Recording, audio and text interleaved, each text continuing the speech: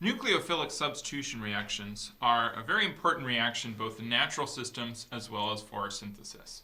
It allows us to replace a nucleophilic leaving group with a different nucleophile as our substituting attacking nucleophile. Previously, of course, we've looked at our SN1 mechanism for nucleophilic substitution. Right? With an SN1 mechanism, we break off our leaving group. This forms our carbocation intermediate, and we can then take our nucleophile, in this case I'm going to use the hydroxide ion, and attack our electrophile to form our final product.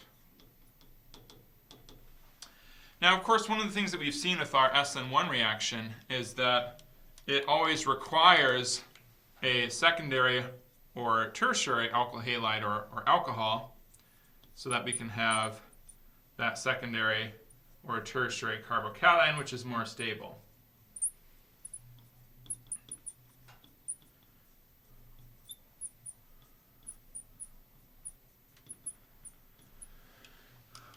Now, for a SN2 reaction, we bypass this requirement by eliminating our carbocation intermediate. So if we have a primary alkyl halide, such as our bromopropane here,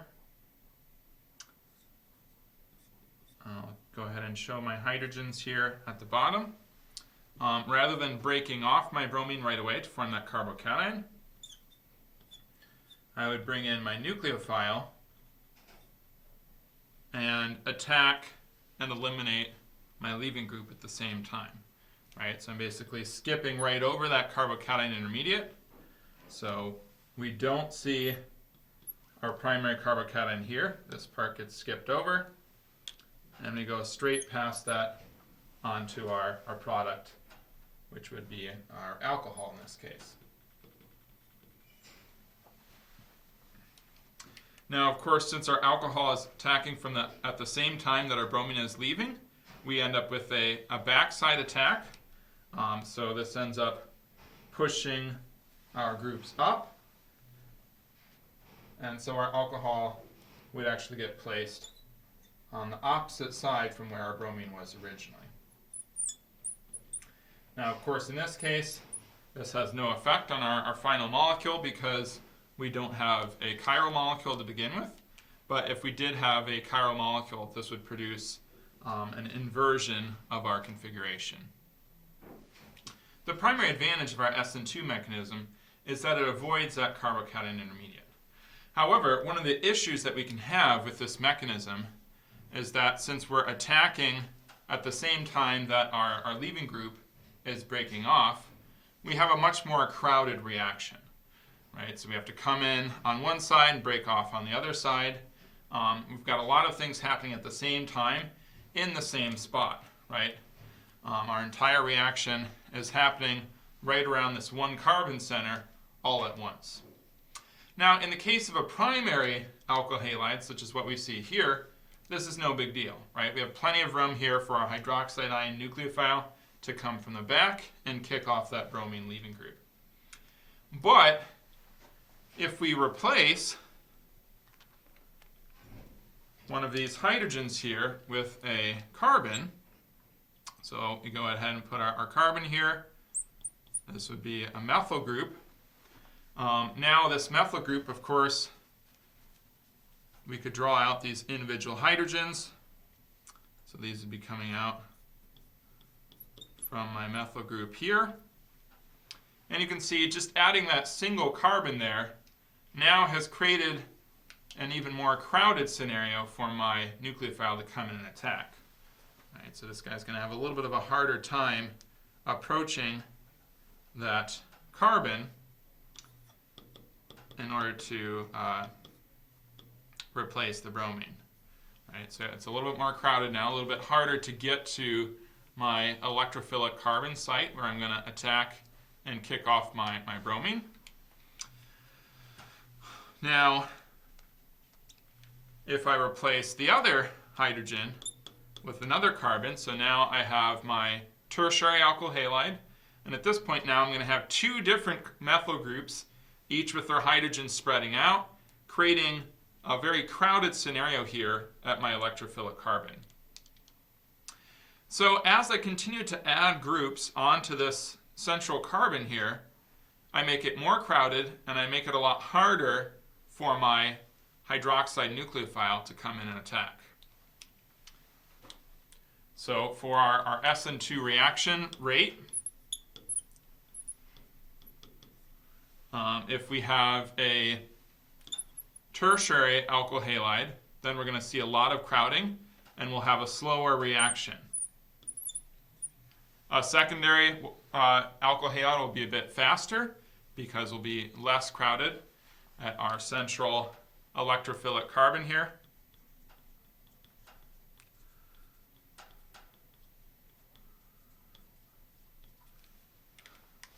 If we have a primary alkyl halide, will again be a little bit faster. Or of course, if we have a methyl alkyl halide, we'd be the fastest of all. So our rate here for our SN2 reaction is actually going to be the inverse of our SN1 reaction. Right? With an SN1 reaction, we follow the exact opposite trend. Our fastest reaction occurred with a tertiary alkyl halide or alcohol. With a primary or a methyl alkyl halide or alcohol, we don't even see a reaction because we can't form a carbocation in either of these cases. It's too unstable. So our SN2 reaction is going to occur for less substituted alkyl halides, and our SN1 mechanism will occur for the more substituted alkyl halides. This crowding effect doesn't just affect our electrophilic carbon. We can also affect our SN2 reaction if we have crowding on our molecule away from that electrophilic carbon. So in this example shown here, right, so we're coming in and attacking our electrophilic carbon here. Right now we have a primary alkyl halide, so it's relatively uncrowded. Now, if we look at this carbon over here, right, so currently this is just a methyl group. It has a few hydrogens sticking out, but it doesn't really add much to our overall molecular environment. Now let's say though that we start to replace this. So we're going to take one of our hydrogens off and replace it with another methyl group. So now we have another carbon over here. This one is going to be also sending its 3 hydrogens out around it in that tetrahedral shape. So we have our carbon here, got our hydrogens sticking out in different directions. Now our molecule is getting a little bit more crowded. We've got a lot more carbons and hydrogens sticking around. They're not at our active site, but they can make it a little bit harder for that hydroxide ion to come in and react. If we keep adding on more groups, so I'm going to replace these lower 2 guys with additional carbons.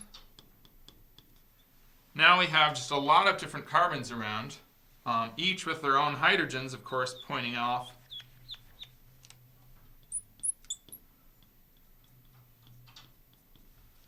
And our molecule starts to get quite crowded.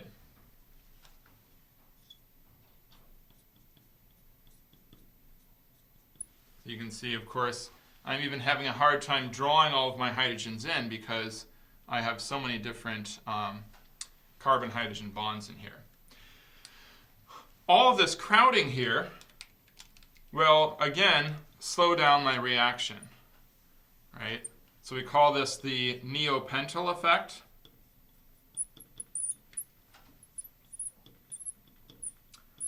And our rate will be slowed down for our SN2 reaction for every additional carbon that we add adjacent to that active site.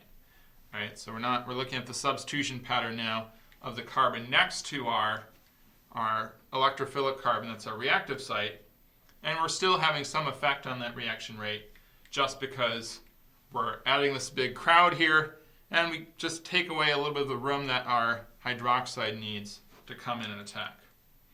So this will have less of an effect than the substitution pattern at our electrophilic carbon, but it'll still slow down a reaction. So if we have more crowding near our active site, then we'll be slower, versus if we have no crowding near that active site.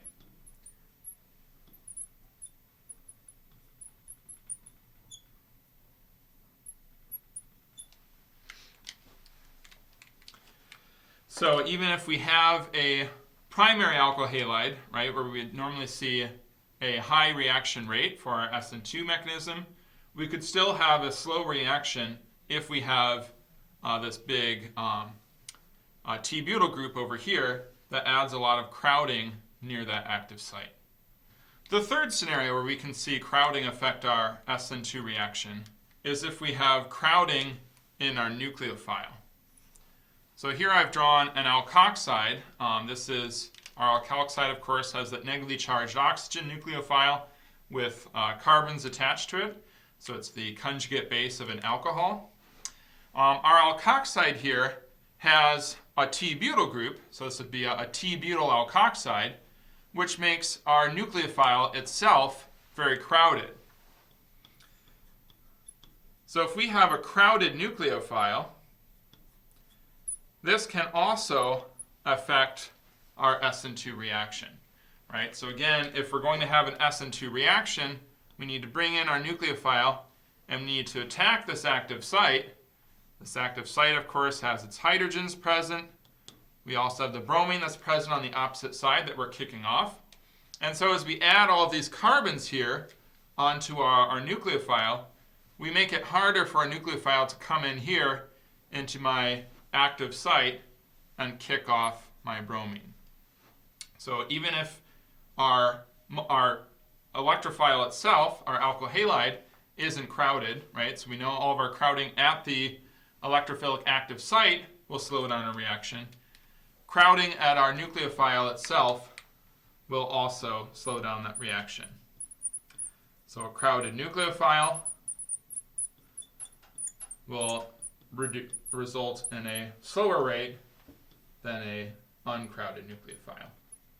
So something like my T-butyl alkoxide here is going to be less likely to react in a SN2 reaction, whereas something that's very uncrowded, like the hydroxide ion that I showed originally, would be more likely to react in that SN2 mechanism. Now, you should notice here, so I'm talking about the crowding of the nucleophile, right? Previously with our SN1 reactions, I said that the nucleophile didn't even matter for our reaction rate. So again, remember the difference here is that for our SN1 reaction, our rate limiting step just includes that leaving group breaking off and forming our carbocation, right? So the rate only depended on the leaving group, and it depended on the structure of my carbon and how stable that carbocation was. In my SN2 reaction, my rate limiting step includes the attack of the nucleophile and my leaving group breaking off. So now my nucleophile is going to affect my reaction in addition to the structure of my alkyl halide itself. Since our rate limiting step in an SN2 reaction involves our nucleophile and our leaving group attacking and leaving at the same time, the rate of our reaction is going to depend on the strength of that nucleophile, right? So the stronger our nucleophile is, the faster our reaction will take place. That nucleophile is going to be more likely to attack more quickly, and our reaction will proceed more quickly. Now, of course, as we've discussed already, our nucleophilicity generally relates to our basicity, right? So a stronger base equals a stronger nucleophile. So we see this trend if we compare nucleophiles across one row of the periodic table. So if we look at our fluoride ion, so the fluoride ion is a relatively weak base, right? Fluoride is highly electronegative, so that fluorine is perfectly happy keeping its electrons. it doesn't really want to use those electrons to attack somebody else, right? It's quite happy with its electrons. If we compare that then to our oxygen, our hydroxide ion, so now our electronegativity decreases, our basicity increases, right? Hydroxide is a relatively strong base. The oxygen is electronegative, it likes its electrons, but it's also happy to give them away. As we continue to move to the left on the periodic table to our nitrogen, so nitrogen here, we would have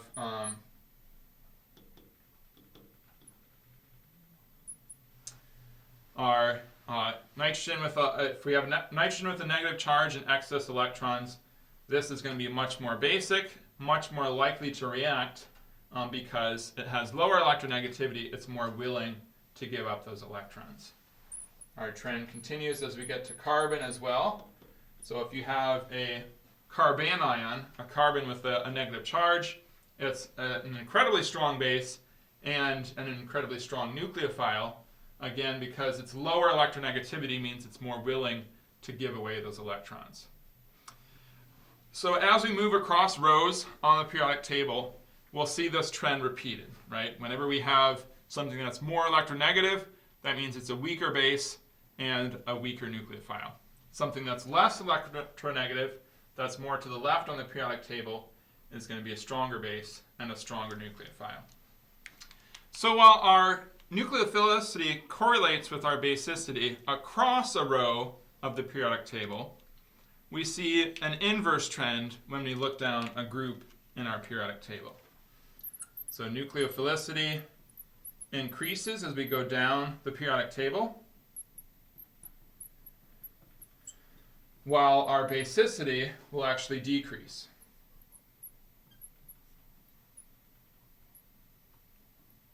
So it decreases, or it increases our nucleophilicity as we move down a group, while our basicity is going to be decreasing.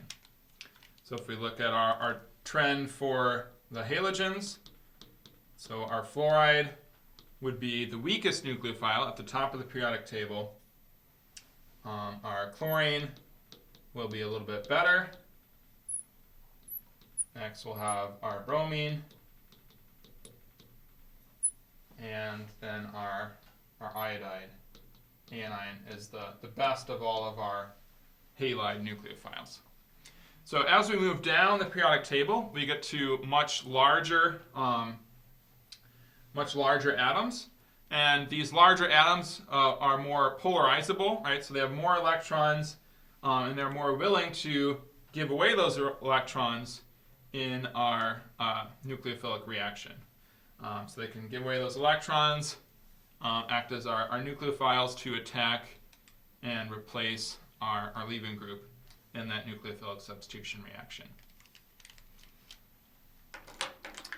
So these two key factors will have a strong effect in determining the rate of our SN2 reactions, and then also when we'll see those SN2 reactions. Again, similarly to our SN1 reactions, if you have a very slow rate, then essentially your reaction doesn't take place, right? Other reactions that happen more quickly will tend to take place instead, and that reaction won't actually occur. So for our SN2 reactions, we need to consider the crowding, both at our active site as well as on our nucleophile. We also need to consider our nucleophile as well. So if we have a relatively weak nucleophile, so our fluoride ion is not a great nucleophile, while our iodide ion is a great nucleophile, the hydroxide or our nitrogen or carbon anions are much stronger nucleophiles. And then both the strength of this nucleophile as well as our crowding will determine the rate of our SN2 reaction, and then in turn whether that reaction actually takes place.